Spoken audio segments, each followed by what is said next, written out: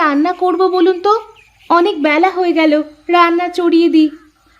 মা, আমার তো বয়স হয়েছে, এখন আমার কাছে শোনার কি দরকার? তোরা নিজে নিজেই আজ থেকে সব সিদ্ধান্ত নিবি, কি করবি না করবি। এ কেমন কথা বলছেন মা? আপনি যতদিন আছেন ততদিন আপনি আমাদের অভিভাবক, আপনি বাড়ির সব সিদ্ধান্ত নেবেন। না রে মা, আমার বয়স শেষ, এখন তোদের সংসারের দায়িত্ব তোদেরই নিতে হবে। আচ্ছা মা, তাহলে আমি আজ খিচুড়ি রান্না করি। আচ্ছা ঠিক আছে মা, সাথে শুকনা মরিচ ভর্তা করিস। ঠিক আছে মা, তাই করব।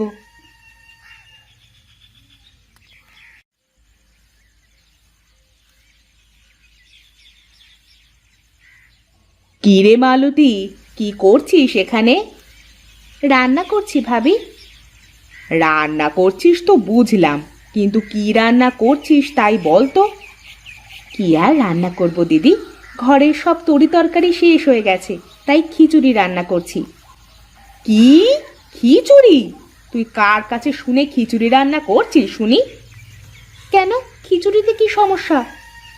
তুই রান্না করার আগে আমার কাছে একবার শুনে দেখতে পারতি। আমি তো মায়ের কাছে শুনে এসে তারপরে রান্না করতে বসেছি। এরপর থেকে যে কোনো কাজ করার আগে আমার কাছে শুনে নিবি। কেন, আমি তো মায়ের কাছে শুনে তারপরে রান্না করেছি, আর মা যতদিন বেঁচে আছে ততদিন মা তো এবারের অভিভাবক। তোর এত বড় সাহস, তুই আমার মুখে মুখে কথা বলিস? এখানে সাহসের কি হয়েছে? আমি তো ঠিকই বলেছি।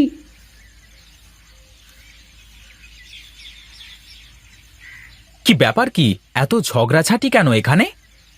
দেখো না, আমি মায়ের কাছে শুনে রান্না চাপিয়েছি, আর ভাবি আমাকে বলছে যে তার কাছে শুনে রান্না করতে।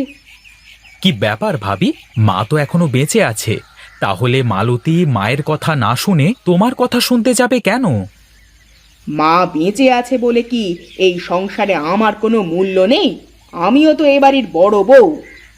হ্যাঁ, তুমি এই বাড়ির বড় বউ, কিন্তু এই বাড়ির মালকিন তো না।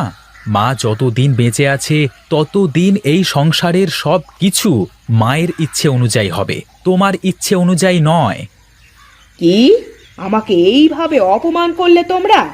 আমি এই অপমানের কথা ভুলবো না, এই আমি বলে দিলাম। আমি আজ থেকে আলাদা হয়ে যাব। এই দেখো ভাবি, এই সামান্য ব্যাপার নিয়ে সংসারে কোনো অশান্তি বাঁধিও না দয়া করে। কি? অশান্তি আমি বাঁধাচ্ছি? এত বড় অপমান!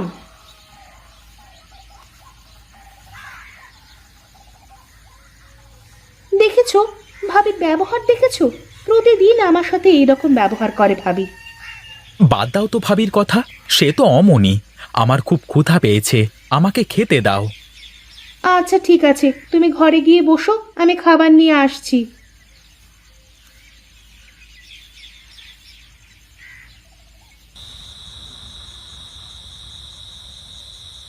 কি ব্যাপার, তোমার মন খারাপ মনে হচ্ছে? তা কি হয়েছে শুনি? না, তোমার আর সেই কথা শুনে কোনো লাভ নেই। আমার কথা তোমার মাথায় ঢুকবে না। ও, বুঝেছি আমি।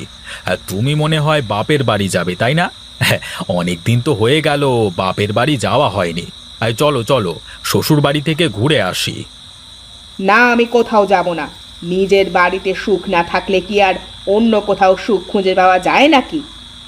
কেন, বাড়িতে আবার কি হয়েছে যে বাড়িতে সুখ নেই বলছো? কি আবার হবে? তোমার ছোট ভাই আর ভাইয়ের বউ মিলে আমাকে যা খুশি বলে অপমান করেছে। তা কি বলেছে ওরা, বলো তো শুনি। আমি একটু বলেছিলাম যে কোনো কাজ করার আগে আমার কাছে শুনতে, সেই জন্যে আমাকে কত কথা শোনালো। আমি নাকি এই সংসারে অশান্তি বাঁধাই। আরে মা তো এখনো বেঁচে আছেন, তাহলে মায়ের কাছে না শুনে তোমার কাছে কেন শুনবে বলো? সংসারের সবকিছু মা যতদিন বেঁচে থাকবেন ততদিন মাকে সামলাতে দাও, বুঝলে? আমি অত শত বুঝি না। আমি আজ থেকে আলাদা হয়ে যাব। আমি আর এই সংসারে থাকতে পারবো না। তুমি সংসারের চাল চুলো সব ভাগাভাগি করে দাও, আমি আলাদা হয়ে যাব। তুমি কি পাগল হয়ে গেছো নাকি? কি বলছো এসব? এই সামান্য ব্যাপার নিয়ে কি কেউ সংসার ভাগ করে নাকি? আমি জানতাম তুমি আমার কথায় কানই দেবে না। আমাকে অপমান করেছে তো, তোমাকে তো করছে না, তাই তোমার গায়ে জ্বালা বাঁধে না। আচ্ছা আচ্ছা, হয়েছে হয়েছে, কাল আমি সুজয়ের সাথে কথা বলে দেখব। কি হয়েছে বাবা? আমাকে ডেকেছিস কেন তোরা? মা, বড় ভাবি কিন্তু দিন দিন খুব খারাপ ব্যবহার করতে শুরু করেছে। একটু থেকে একটু হলেই আমাকে বলে আলাদা হয়ে যাব, থাকবো না সংসারে। হাতের 5 আঙুল কি আর সমান হয় রে বাবা? বড় বউ একটু খিটখিটে স্বভাবের। সবাই মিলেমিশে থাকাটাই তো সংসারের নিয়ম। শোনো ছোট বৌমা, আমি তোমাকে বলি, সব সময় তুমি একটু ছাড় দিয়ে চলার চেষ্টা করবে, তাহলে দেখবে বড় বউ আর কিছু বলতে পারবে না। না মা, মানুষকে ছাড় দিলে মানুষ আরো মাথায় চেপে বসে, তাই কোনো ছাড় দেওয়া চলবে না। ছাড় দিলে কেউ ছোট হয়ে যায় না রে মা। ছাড় দেওয়া তো অনেক বড় একটা গুণ। এই গুণ সবার ভিতরে থাকে না রে বাবা। আমি কি কম ছাড় দিই নাকি মা? সংসারের সব কাজ প্রায় আমিই করি। বড় ভাবি তো কোনোদিন কোনো কাজ করে না, সে আমাকে তার হাতের পুতুল করে রাখতে চায়। অনেক রাত হয়েছে, এখন তোরা ঘুমা। আমি কাল সকালবেলা এর একটা ব্যবস্থা করে দেব।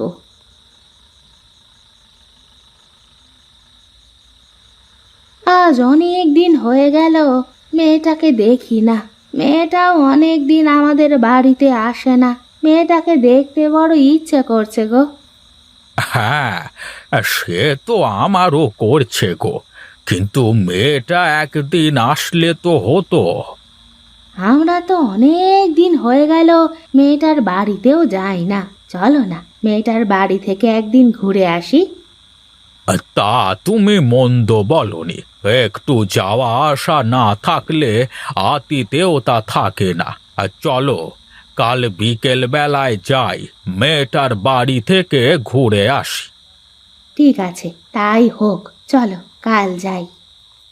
ঠিক আছে, কালকে আমি হাট থেকে বড় দেখে একটা কাতলা আর কিছু মিষ্টি কিনে নিয়ে আসবো। আচ্ছা ঠিক আছে, তাই হোক। এখন ঘুমাও, অনেক রাত হয়ে গেছে। হ্যাঁ, চলো চলো ঘুমাই।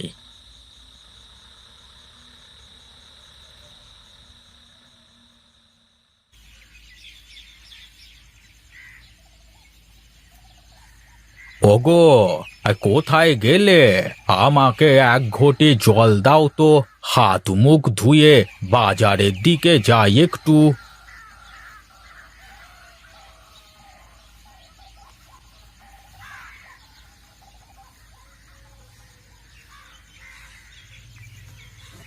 গিন্নি, বাজারের ব্যাগটা দাও তো দেখি, বাজার থেকে ঘুরে আসি।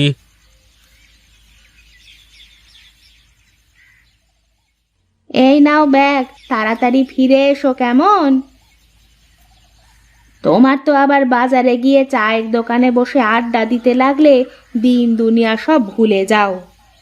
কি আর করব, এই শেষ বয়সে ওখানেই একটু শান্তি মেলে। সব বুড়ো মিলে পুরনো স্মৃতিগুলো একটু ঝালাই করি। তা সব ঠিক আছে, তবে আজ তোমার ঝালাই বাদ দিয়ে তাড়াতাড়ি বাড়ি চলে এসো না গো, মেয়ের বাড়িতে যেতে হবে তো। হ্যাঁ, তুমি সব গুছিয়ে রাখো, আমি বাজার থেকে ফিরে এসেই চলে যাব। আচ্ছা ঠিক আছে, তাই হবে, তুমি এসো।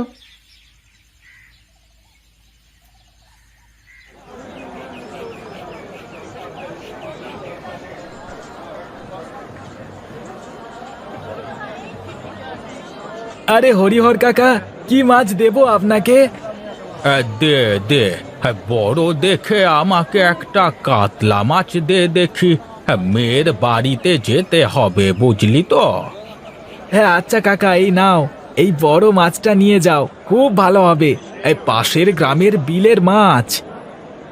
আচ্ছা আচ্ছা, দে দে। এই নাও টাকা, আমি মিষ্টির দোকানে যাই।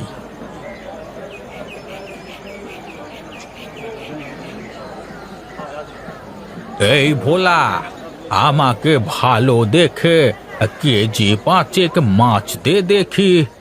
হে, এই এত মিষ্টি দিয়ে কি হবে গো হরিহর কাকা? কোথাও যাবে নাকি? হ্যাঁ রে, আমি একটু মেয়ের বাড়িতে বেড়াতে যাব। আচ্ছা আচ্ছা, ঠিক আছে, দাঁড়াও, আমি ভালো দেখে ছানার মিষ্টি দিচ্ছি। আজ সকালবেলায় বানিয়েছি। এই নাও টাকা।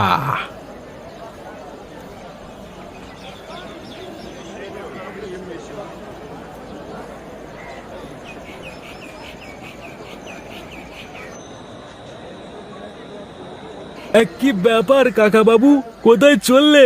বাড়ি যাবে নাকি? হ্যাঁ রে গণেশ, হ্যাঁ, ভালোই হয়েছে তোর সাথে দেখা হয়ে। আমরা আমরা আজকে মেয়ের বাড়িতে যাব। হ্যাঁ, আমাদের দিয়ে আসতে পারবি তুই? কেন পারবো না, অবশ্যই পারবো। বেশ বেশ, চল তবে।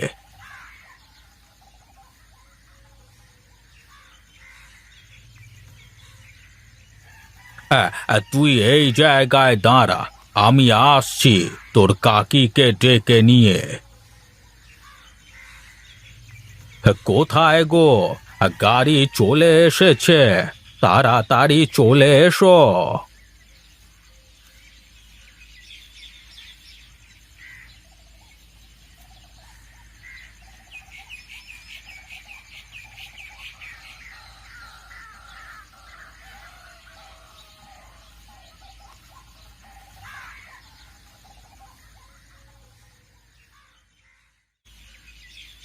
মা, বাবা, তোমরা কতদিন পর আসলে আমাদের বাড়িতে।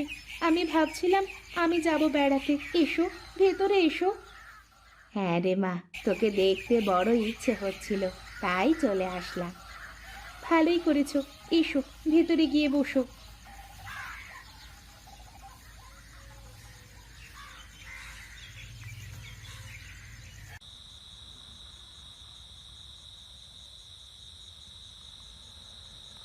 জানেন বেয়ান, আপনার মেয়েটা একদম খেতে চায় না, আর ভালো মন্দ খেতেই চায় না। বাপের বাড়ি থেকে ভালো মন্দ না খেলে কি আর খাওয়া যায়?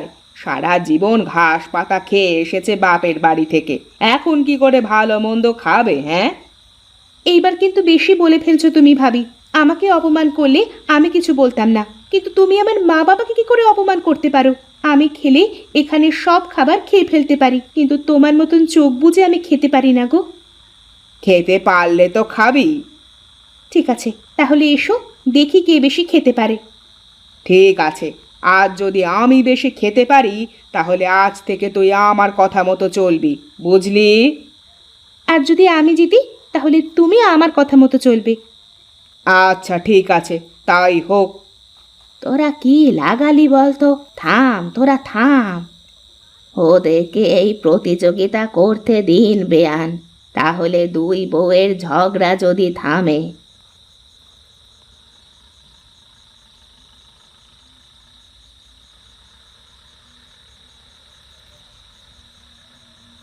আমি আর খেতে পারবো না, তুই জিতে গেছিস মালতী।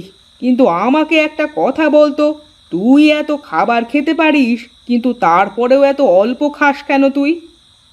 আমি সবাইকে খাওয়ানোর পর যা বেঁচে থাকি তাই খাই। আমার ভুল হয়ে গেছে রে, আমাকে তুই মাফ করে দে মালতী। কি বলছো তুমি এইসব? আমি সারা জীবন তোমাকে আমার দিদির মতন দেখেছি, আর বড় হয়ে মাপ চাইতে নেই। আমি কথা দিলাম, আজ থেকে আর কোনো ঝামেলা করব না, সংসারে আজ থেকে মিলেমিশে সংসার করব।